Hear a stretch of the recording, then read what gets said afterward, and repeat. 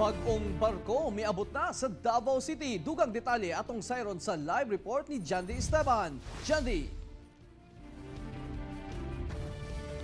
Real ang maong barko gamiton alang sa anti-illegal smuggling operations o pagpatrolya sa ato ang kadagatan alang sa maritime security.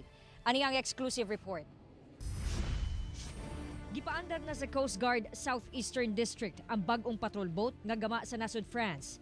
Ang barko ng Republika ng Pilipinas o BRP Panglao. Niabot ang barko ni adtong Sabado nga nagdunggo sa Santa Ana Port. Sa pagpatrolya ni ini kaganihang buntag sa Davao Gulf, nasuwayan ang kapaspas sa barko. Kaya ni ini mudagan og 32 knots per hour, itandi sa 10 knots per hour sa ubang patrol boat. Kini ang usa sa pinakapaspas nga patrol boat sa Pilipinas. 24 meters ang gitason sa barko, diin high-tech ang mga ekipo. Meron tayong AIS or Automatic Information System, so we can track yung mga vessels kung ano yung pangalan nila, yung basic informations we can, yes ma'am, even if they're anchored, so within the radius of 20 nautical miles we can track them. Then meron po tayong electronic chart information system, so hindi na siya gumagamit ng mga old maps natin for easily getting your positions. Usa lamang kini sa upat ka bagong patrol boats sa nasod.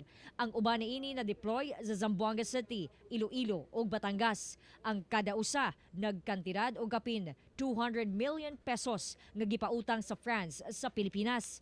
Nakatutok ang barko sa paggukod sa mga smugglers. Although this is primarily acquired to suppress and prevent illegal smuggling activities dito sa ating area, but we can also use this in terms of support sa ating mga troops, sa PNP, sa AFP operations, including yung sa PIDEA and especially doon sa customs.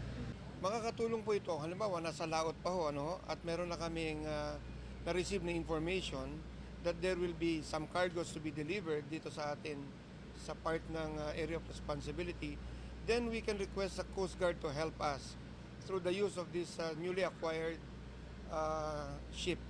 Siguraduhon gyud daw sa otoridad nga di makalusot ang mga illegal nga kontrabando sa Davao. Ilabi pa nga nakadawat og impormasyon ang BOC nga doon na nasabdaw ilabay nga waste material gikan Korea dinhi sa syudad. In fact, nagre-request sa amin sila na payagan naming i-release ang kanilang kargamento rito.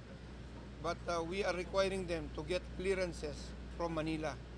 Kasi yun naman lang dapat. Because this gypsum material, it has some radiation na hindi po pwede na mailagay natin, isama natin sa lupa natin.